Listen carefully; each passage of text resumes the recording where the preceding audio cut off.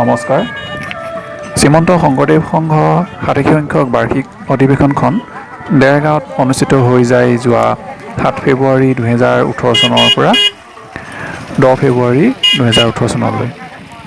কিন্তু এই অধিৱেশনখনৰ স্মৃতি ৰৈ যায়। সেয়েহে এই অধিৱেশনখনৰ এটি চমু বিৱৰণ দিবলৈ লৈছোঁ। গতিকে আহকচোন চাওঁ।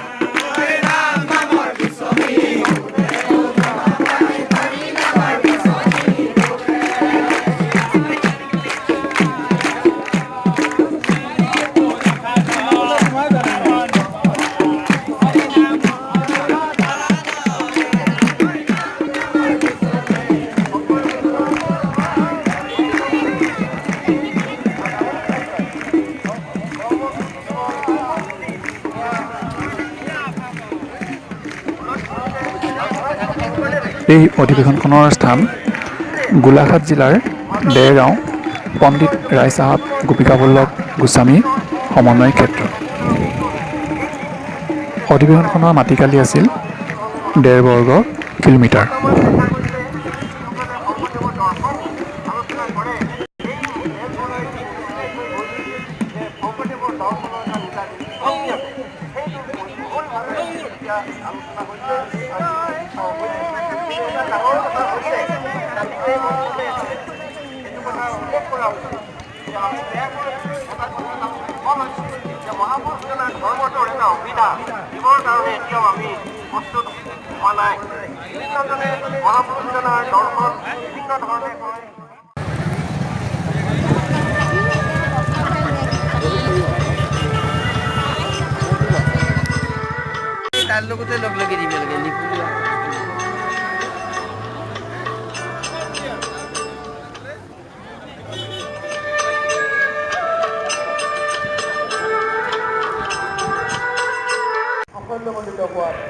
প্ৰতিনিধি শিবিৰৰ সংখ্যা আছিল 200টা।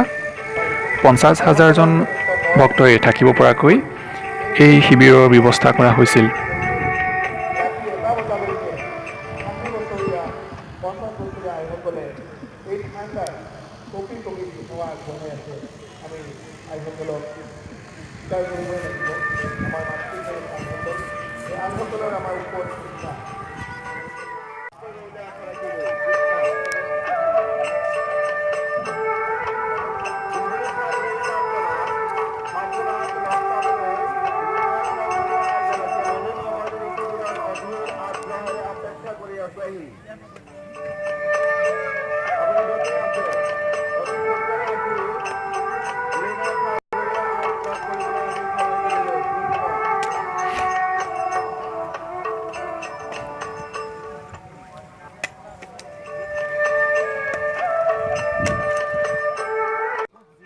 সৰ্বগুণাকৰ সৰ্বকালৰ সৰ্বশ্ৰেষ্ঠ মহাপুৰুষ শ্ৰীমন্ত শংকৰদেৱ অসমীয়া জাতিৰ ত্ৰাণকৰ্তা, সাহিত্য সমাজ সংস্কৃতিৰ বৰভেটি নিৰ্মাণ কৰোঁতা। তাৰ সুদূৰপ্ৰসাৰী অৱদানে অসমীয়া জাতিকেই কিয় সমস্ত মানৱ জাতিৰ সৰ্বতোপ্ৰকাৰ উন্নতি আৰু উৎকৰ্ষ সাধন কৰাৰ বাবে নিজকে অৰ্পণ কৰিছিল।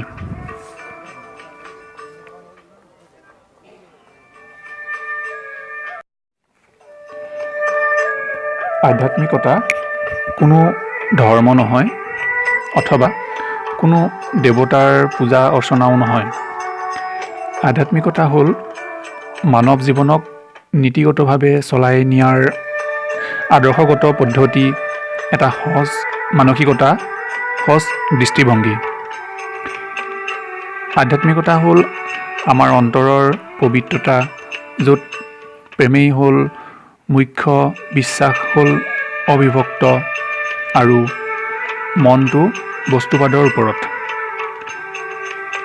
এই যে প্ৰেম, সেয়া হ'ল ভগৱন্তক ভাল পোৱা প্ৰেম, স্বৰ্গীয় প্ৰেম।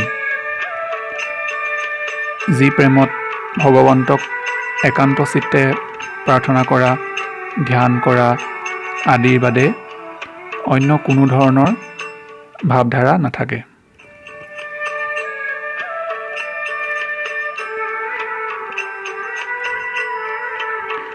বিজ্ঞান আৰু আধ্যাত্মিকতাই একেধৰণৰ সত্যৰ সন্ধানকে কৰে।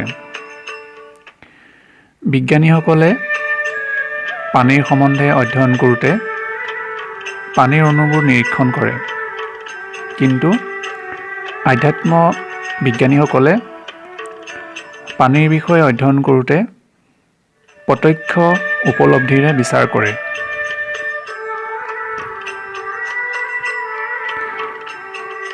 আধ্যাত্মিক শক্তি হ'ল স্বৰ্গীয় শক্তি।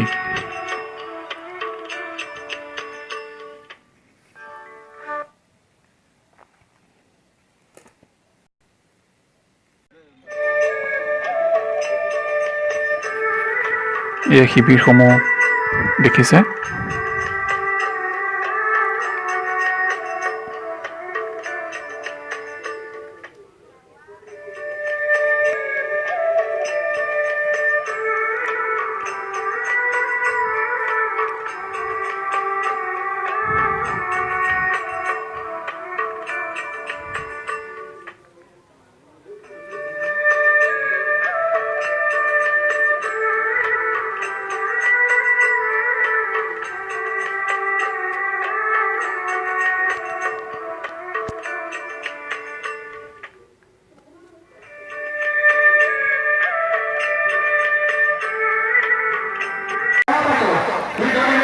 এয়া ভোজনালয়।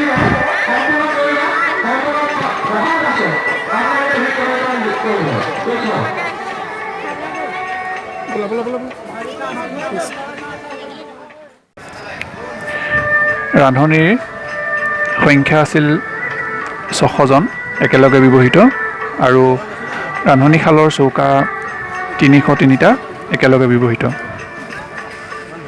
দৈনিক দুসাঁজত 140 কুইণ্টল চাউল দৰকাৰ হৈছিল আৰু 50 কুইণ্টল দাইল দৰকাৰ হৈছিল।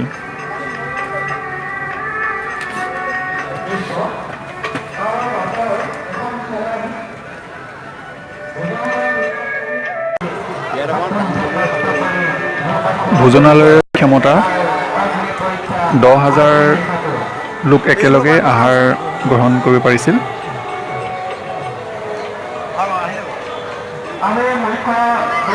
অতি শৃংখলাবদ্ধভাৱে ভোজনালয়ৰ ব্যৱস্থা কৰা হয়।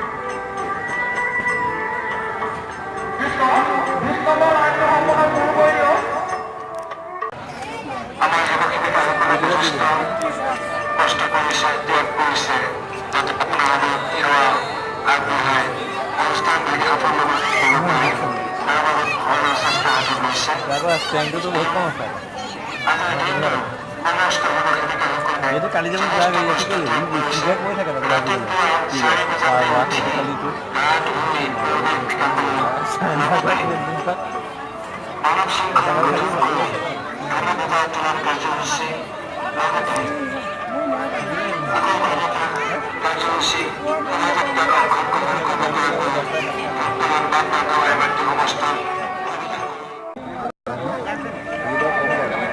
ভোজনালয়ত প্ৰৱেশৰ বাবে দীঘলীয়া লাইন দেখা গৈছে।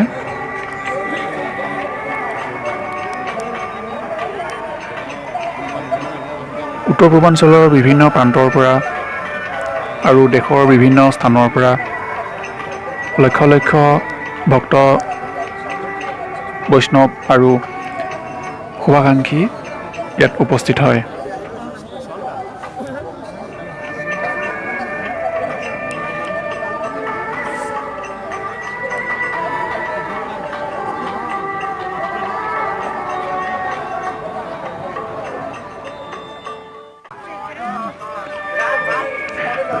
বেদ, পুৰাণ, ভাগৱত বা বেদান্ত এই সকলোৰে মূল তত্ত্ব হ'ল ভক্তি। প্ৰকৃততে শংকৰদেৱৰ ভক্তি তত্ত্বৰ আধাৰ হ'ল ভাগৱত।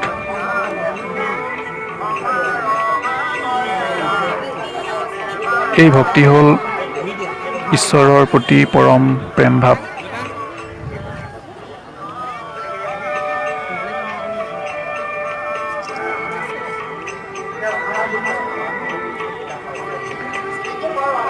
ভাৰতীয় দৰ্শনৰ অন্য এটা সৰ্বাধিক আলোচিত বিষয় আত্মায়ো বেদস্থিত প্ৰাধান্য লাভ কৰিছে।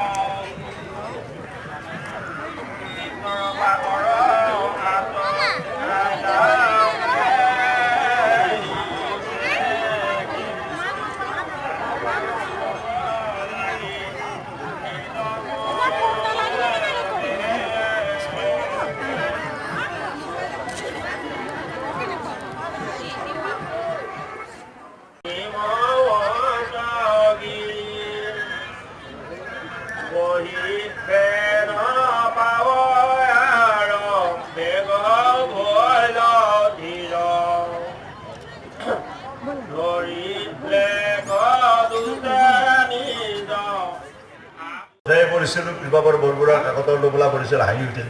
কিন্তু যেতিয়া আমি তত্ত্ব কথা শুনিলোঁ, পঢ়িলোঁ, যেতিয়া শ্ৰীকৃষ্ণৰ কথা পঢ়িলোঁ, যেতিয়া বাহিৰ সম্পাদকীয়বিলাক পঢ়িলোঁ, যেতিয়া বৰদাৰী বক্তৃতা শুনিলোঁ, পঢ়িলোঁ, তেতিয়া বুজি পালোঁ তেওঁ কিমান তত্ত্বজ্ঞ আৰু কিমান অধ্যয়নপুষ্ট লোক আছিল, তেওঁৰ জ্ঞানৰ গভীৰতা কিমান আছিল, তেওঁৰ মানে অধ্যয়নৰ গভীৰতা আৰু বিশালতা কিমান আছিল আমি বুজি পাইছোঁ।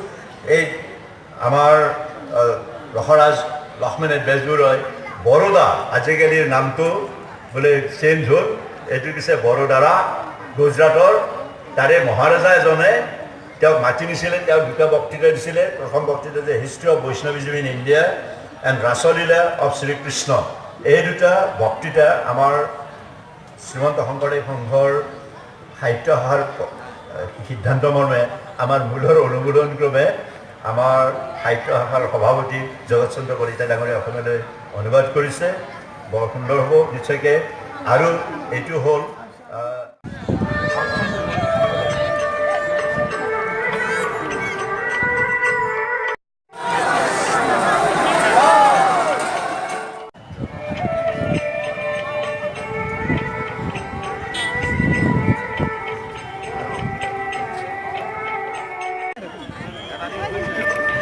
শ্ৰীমন্ত শংকৰদেৱ সংঘ প্ৰতিষ্ঠা হয় 1930 চনত। বৰ্তমান সংঘৰ সেৱা বাহিনীৰ সংখ্যা 11,000 জন। বিশেষ আকৰ্ষণ হৈছে মানৱ শৃংখলাৰে মূল তোৰণৰ দুই কাষে হৰিনাম ধ্বনিৰে ভকত বৈষ্ণৱ আদৰণি।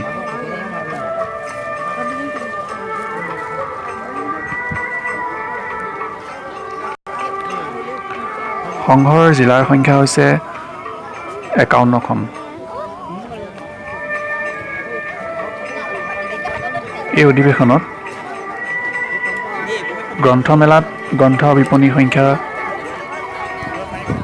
১৯৬খন,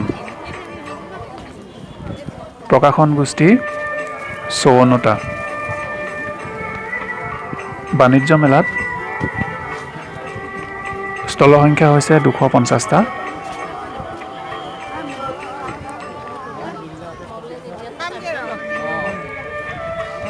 ভাগৱত শোভাযাত্ৰাত ৫,০০০ সেৱা বাহিনীয়ে নিয়ন্ত্ৰণ কৰিছিল।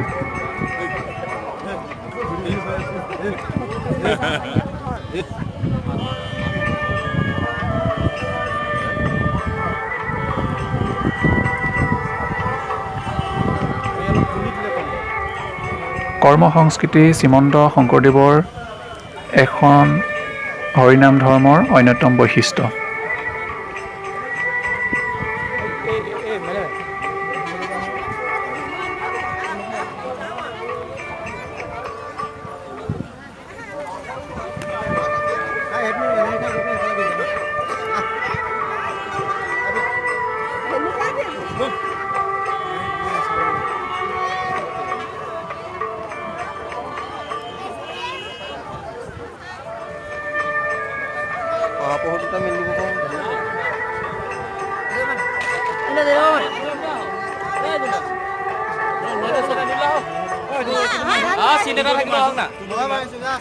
পুণ্যভূমি অসমত মহাপুৰুষ শ্ৰীমন্ত শংকৰদেৱৰ আৱিৰ্ভাৱ হৈ জনজীৱনলৈ আগবঢ়োৱা বিচিত্ৰ অৱদান অসমৰ জাতীয় জীৱনৰ বাবে এক স্মৰণীয় অধ্যায়।